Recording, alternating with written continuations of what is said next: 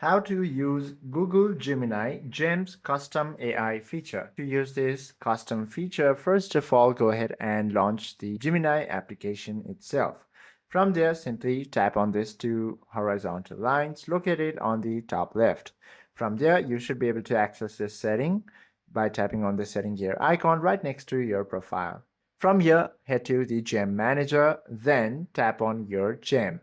From here, you can find all your created gem. However, if you have not created one, simply tap on this here option. And from here, you can give your gem a new name and also add descriptions. And you can also give instructions to your gem itself.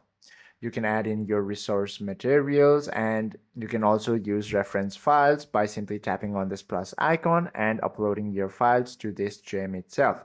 Once you do so, all you have to do is go ahead and preview it, and then once you save it, you should be able to access this gem by once again opening the application itself, then tapping on this setting gear icon and heading to the gem manager. Then head to your gems and you can select it from here. Once you select it, you should be able to have a conversation with it from this text box or simply tapping on this and accessing the hands-free mode.